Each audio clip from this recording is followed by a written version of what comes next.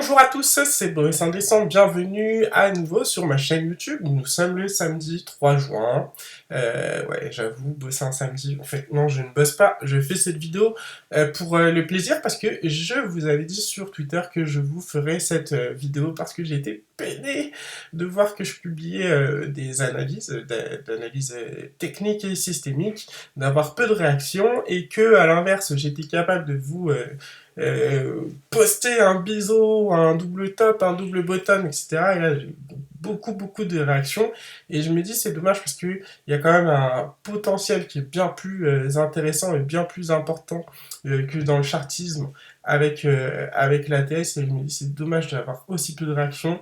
J'en déduis, mais c'est pas d'aujourd'hui, que c'est parce que ça peut sembler, d'un point de vue extérieur, complexe, l'ATS, et c'est vrai que c'est complexe, enfin c'est complexe non, une fois que les principes sont compris et qu'on a cette petite sensibilité, ces affinités en fait avec la lecture des prix, des tendances, ce genre de choses, des formes, après ça y va tout seul, mais c'est vrai qu'il faut un certain temps d'adaptation. Par contre, au niveau de l'analyse technique et systémique, il y a des principes élémentaires simples et basiques que je souhaiterais vous expliquer, qui sont vraiment à la portée de tout le monde, que vous pouvez comprendre aisément. C'est juste qu'après, il faut avoir un tout petit peu comment ça s'appelle, de bon sens pour pouvoir se servir de ces choses-là, mais je vais l'aborder avec vous dans cette vidéo. Je comptais faire une vidéo courte au départ, et puis au final, je pense que je vais prendre le temps, j'espère ne pas excéder les plus de 15 minutes, mais je vais prendre le temps de bien vous expliquer où je veux en venir. Alors déjà, euh, l'ATS, qu'est-ce que c'est? En fait, l'analyse technique et systémique, c'est un système de trading, en fait, tout simplement, qui se sert de plusieurs indicateurs pour pouvoir faire des scénarios.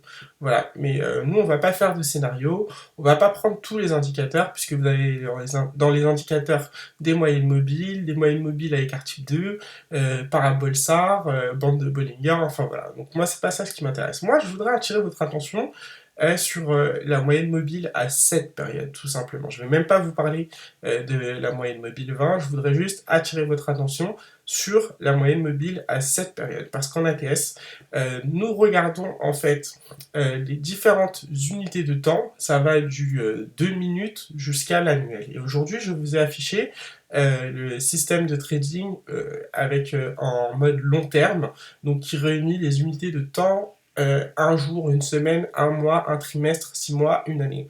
C'est très important ce que je suis en train de vous dire là, cette histoire d'unité de temps, parce qu'en général, les gens ne regardent, quand on lui dit qu'ils regardent des unités de temps long terme, ils regardent en semaines, ils regardent en mois, mais on ne voit pas forcément en fait ce qu'on pourrait voir sur une unité de temps supplémentaire. Et voilà, il faut savoir que du coup, plus une unité de temps est longue et plus on a une tendance, enfin voilà, une tendance dans le temps qui est marquée en fait tout simplement, et ça c'est de la dynamique. Et c'est pour ça que je vous en parle, parce qu'en ATS, vous avez de la dynamique, ce que vous n'avez pas en chartisme, tout simplement. J'en veux pour preuve, par exemple, très beau biseau ici sur le Dow Jones, que j'ai tracé, qui est très précis, avec plusieurs objectifs de prix. Voilà, donc pour avoir l'objectif de prix, vous prenez, désolé, mon graphe est fouillis, mais c'est parce que je m'en sers pas comme ça, hein, mais c'est pas grave. C'est pour faire des explications, ce genre de choses. Donc n'en tenez pas compte, mais regardez juste mes deux grosses obliques là, ici, qui partent d'ici, et vous avez trois touchettes ici, vous avez trois touchettes ici avec le dernier, plus la sortie. Bon bah là-dessus, vous avez trois objectifs. Vous avez la dernière longueur dans le biseau, où vous prenez l'objectif max, qui est tout le biseau jusqu'au point en bas, vous le reportez à la sortie, ça vous donne à peu près jusqu'à 35 000 points, à peu près, on a fait le break hier vendredi. Mais ça en fait, ça c'est cool parce que vous voyez c'est du H3. Même en daily on doit le voir ce biseau.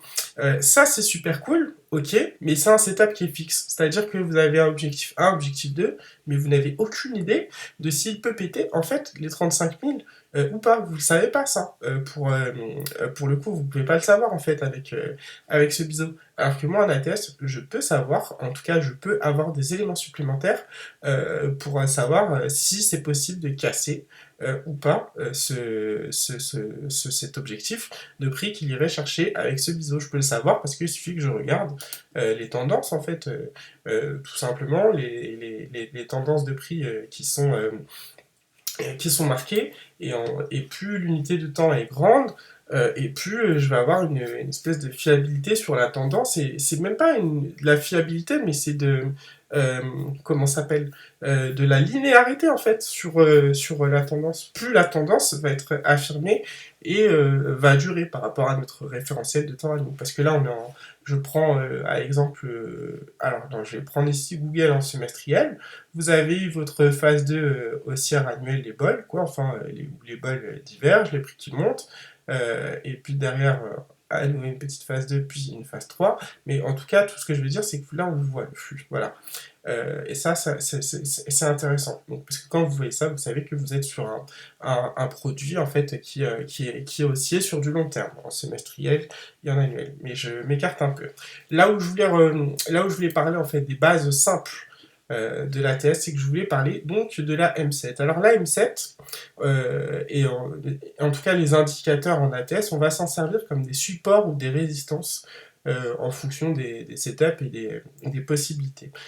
Moi, je ne vais même pas vous parler d'un setup, je vais vous parler d'événements en fait qui se produisent et qui se reproduisent sur les gros actifs, les grosses caps, les gros indices, les valeurs qui sont très liquides et qui sont en tendance, et ces événements en fait se reproduisent souvent non, mais se produisent régulièrement. Voilà. Et que se passe-t-il en fait? Eh bien, on va prendre chez moi l'unité de temps 6 mois ou l'unité de temps 1 an, tout simplement. Et sur cette unité de temps, on va prendre la M7, si vous voulez, et on va faire ça avec des actifs donc qui sont déjà en tendance, qui sont aussi donc des grosses valeurs.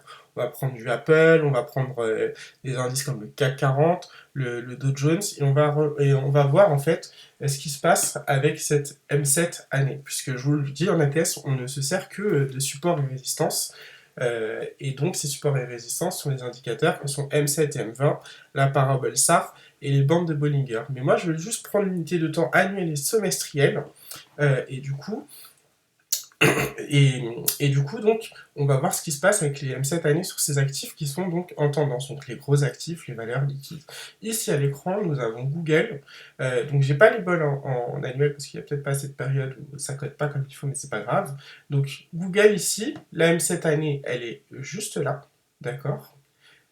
Et donc on voit qu'en 2012, bim, elle fait un point, en 2020, voilà, 2023, pareil, donc cette cette année, elle est marquée, et donc on voit qu'elle fait plus 1000% depuis 2012 au support M cette année. Si on l'avait pris pendant le crash Covid en 2020, elle fait 200%, donc c'est pas mal, c'est intéressant. Je vais prendre d'autres valeurs, je vais même prendre des valeurs françaises, peut-être que ça parlera plus aussi. L'Oréal, par exemple. Voilà, donc L'Oréal, elle fait M cette année ici, donc elle marque 125% crash Covid sur M cette année. Elle fait 458% depuis 2012 sur M cette année. Enfin voilà, donc là c'est L'Oréal avec M cette année. Qu'est-ce que je peux prendre? Tiens, j'ai travaillé dessus. Je travaille dessus là depuis le début de l'année, depuis cette semaine à peu près. Donc là on a hop, M cette année encore pour Capgemini, on voit bien hein, la tendance des prix, bim, ça sort des bols, ça monte et puis ça revient au support, bim, M cette année, et donc presque 100% prise sur M cette année. Cette année, là, on a aussi M7 semestre au rebond pour le coup, donc c'est pas mal. Sartorius, je bosse aussi dessus récemment. M cette année ici, qu'elle fait pour la première fois.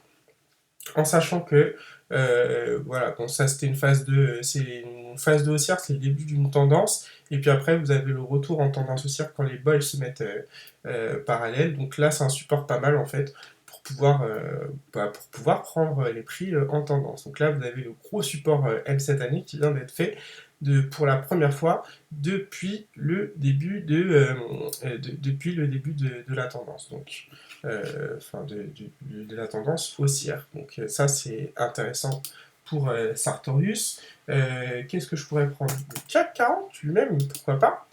Voilà, CAC 40, M cette année en 2021, M cette année en 2022, c'est pas mal, et puis hop, bim, tendance, et on y voit avec les bols. Apple, pour le coup, on pourrait essayer Apple aussi. Apple, M cette année ici, M cette année ici, hop hop hop, voilà, et au plus haut, hop, plus 400% pour Apple sur M cette année. Je répète encore, vous voyez bien que les prix sont en tendance, c'est-à-dire que les prix montent, et puis après vous avez une correction et ils viennent sur le support ici, M cette année. Vous avez la même chose ici avec M7 semestre. Ici, qu'est-ce qu'on pourrait prendre d'autre? LVMH par exemple. LVMH, hop là, LVMH, bim, marqué en 2016, marqué en 2020. Donc en 2020, quand on a fait le support, c'est plus 224%. Quand on fait en 2016 et qu'on lâche pas sa pause par exemple, quasiment plus 600%.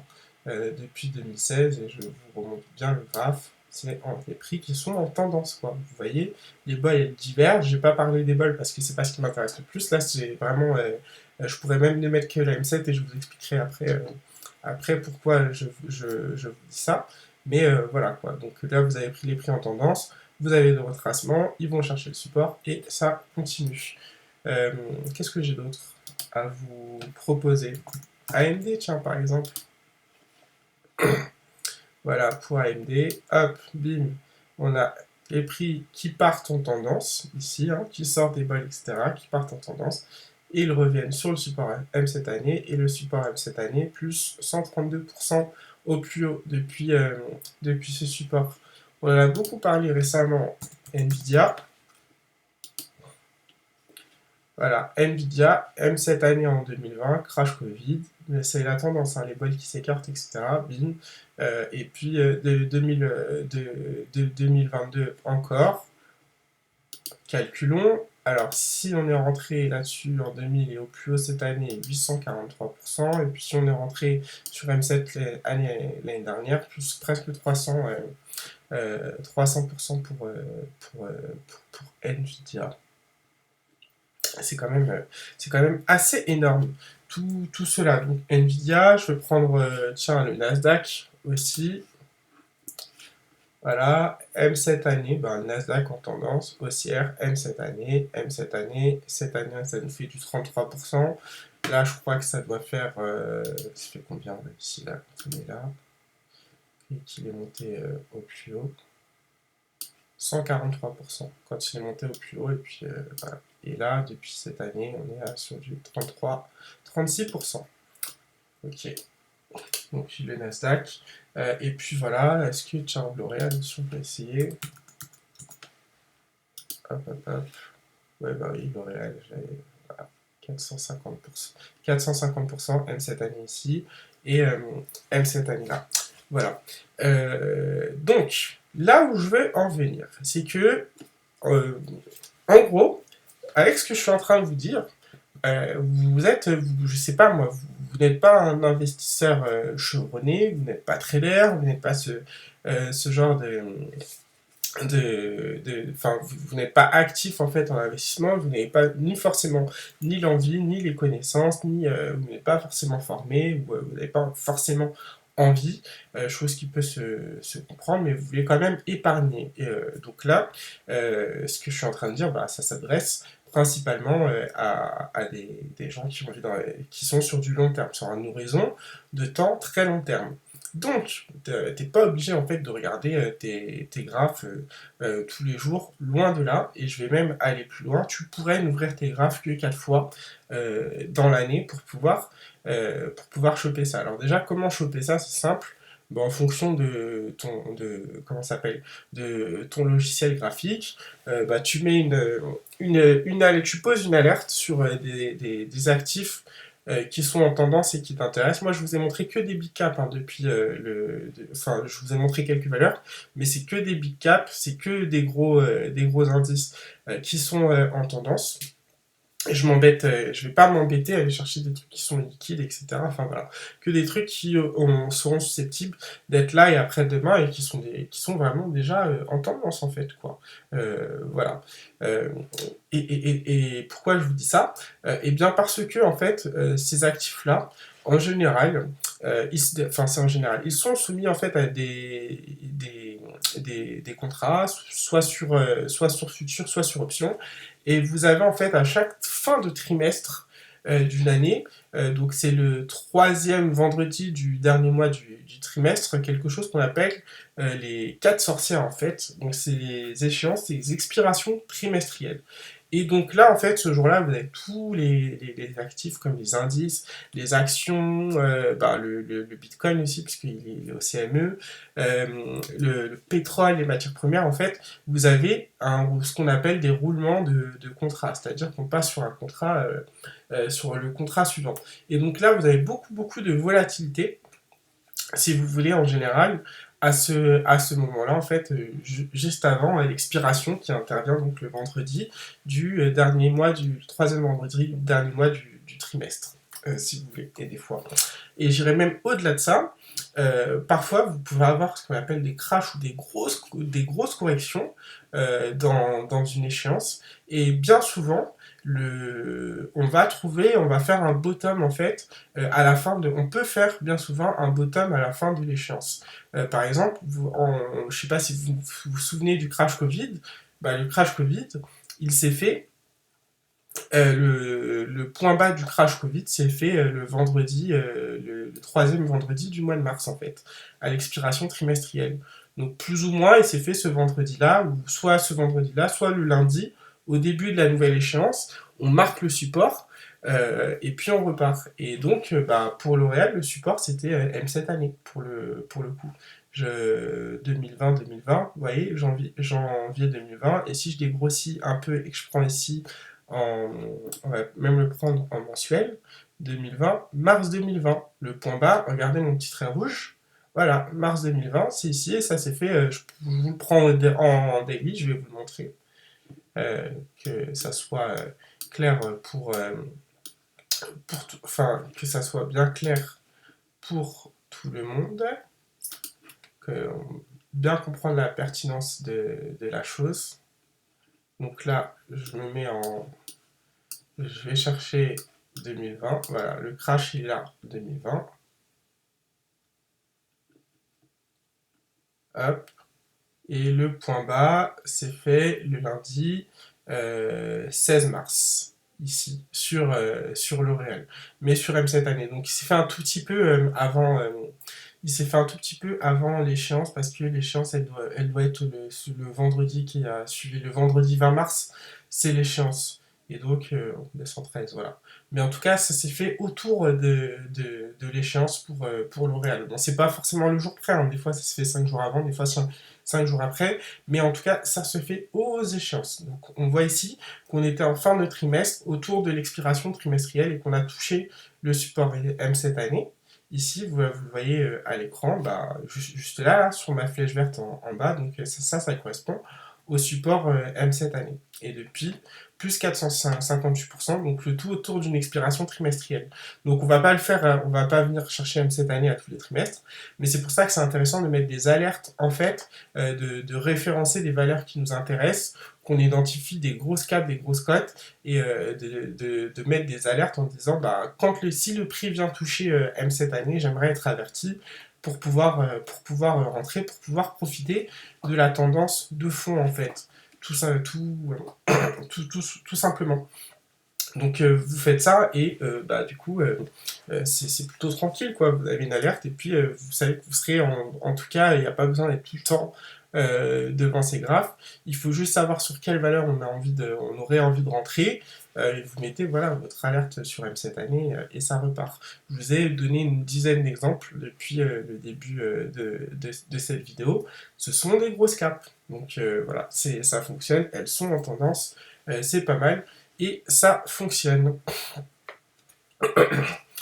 J'avais j'avais des exemples là-dessus. J'avais fait même un trade par exemple en voilà, synthèse de l'évolution. Non, j'avais fait un trade analyse à test d'une section de valeur US que c'était Olivier de la Roche Trading qui avait publié.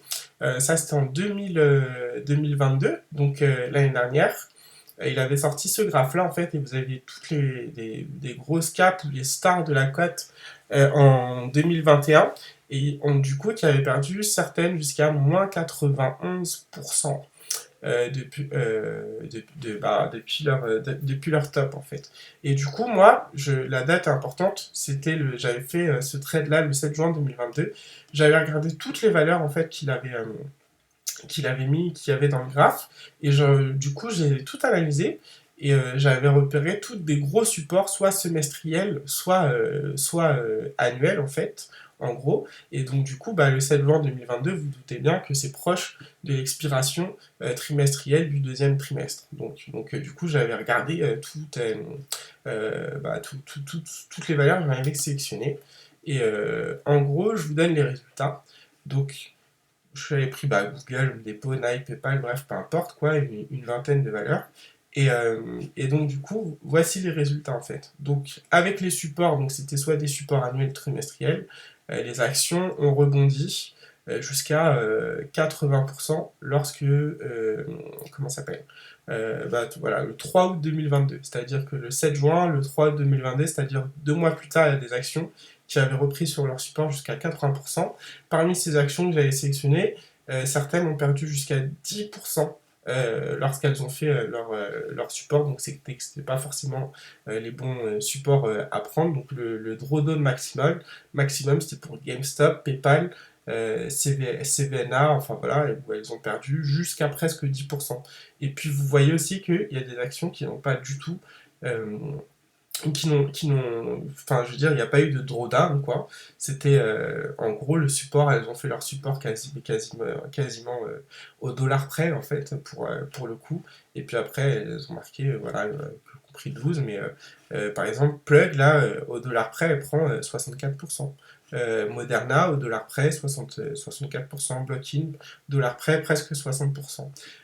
Donc voilà. Et donc du coup, c'est hyper intéressant parce que même quelqu'un qui a un risque très serré là, et qui a pas envie qui rentre sur admettons, qui rentre sur toutes ces valeurs d'un coup, même si ça fait quand même beaucoup et je suis pas sûr que ce serait très utile pour bien manager un portefeuille, mais admettons qu'on soit rentré sur toutes ces valeurs d'un coup et qu'on ait un super money management, c'est-à-dire qu'on vide ses pertes. GameStop, vous éliminez, Nvidia, vous éliminez, Meta, enfin tout ça, admettons ça pourrait être éliminé, mais le reste là, on laisse courir. Et c'est plutôt assez impressionnant. En sachant que ça, j'ai fait cette synthèse là le 3 août 2022, mais ça a continué depuis, puisqu'il y a même un bottom qui a été fait comment ça s'appelle, au mois de novembre ou octobre 2022. Donc vous avez des valeurs qui avaient déjà commencé à rebondir au mois de, enfin au début du second semestre 2022 et puis avec les indices qui eux ont fait leur bottom en fait en mois de octobre-novembre par là 2022, vous avez des valeurs type Nvidia qui a mis je sais plus combien de pourcents depuis ce point bas par exemple. Donc voilà, donc c'était ce que je voulais vous montrer parce que du coup vous regardez vos écrans en fait autour des échéances trimestrielles, il n'y a pas besoin d'être devant ces graphes tous les jours pour pouvoir entrer sur des super beaux points d'entrée sur des belles valeurs qui sont en tendance. Donc il faut juste une M7 et un peu de timing momentum. Mais à savoir que voilà, c'est pas à toutes les échéances trimestrielles que vous aurez un support. Enfin, si vous aurez la chance d'avoir un support, mais il ne sera pas forcément annuel. Vous pourrez avoir un support semestriel, trimestriel, voire même mensuel. Mais après, moi, ce qui m'intéresse, si je suis investisseur long terme, c'est de rentrer sur un truc comme ça et de laisser courir le truc pendant 6 mois, 1 an, 2 ans et de prendre des bénéfices. Alors après, on pourrait voir en fait où, quand on chope un support comme ça, jusqu'où on pourrait aller en fait, tout simplement, ce qu'on pourrait viser, mais c'est pas l'objet de ma vidéo, le but de ma vidéo aujourd'hui, c'est absolument pas ça. C'est juste vous dire qu'en ATS, voilà, une moyenne mobile 7, une moyenne mobile 20, ça nous sert de support et résistance dans des setups, ce genre de choses. Mais là, je vous dis juste, voilà, là tu rentres sur un des trucs les plus simples possibles à faire, c'est de rentrer ici sur ta M7 en annuel, en fait, tout simplement, dans un actif qui est déjà en tendance, hein, avec les prix qui sont en tendance, et de laisser les choses se faire. Ça fait vraiment de superbes retours et de superbes ratios. Voilà. Je pense que j'ai vu tout ce que je voulais voir avec vous. J'espère avoir été assez clair. Pas trop long, ça sert à rien si c'est pas trop long, je sais que j'ai été trop long, mais je reviens quand même une dernière fois sur ce principe de simplicité parce que par rapport au graphe, je vois que c'est pas compris, mais c'est très simple, hein, c'est juste, il y a juste plusieurs unités de temps, plus l'unité de temps est haute, comme le annuel, et plus l'unité de temps, le support ou la résistance sera forte en fonction du setup. Voilà, je vous souhaite un excellent week-end, j'étais ravi de partager ça avec vous.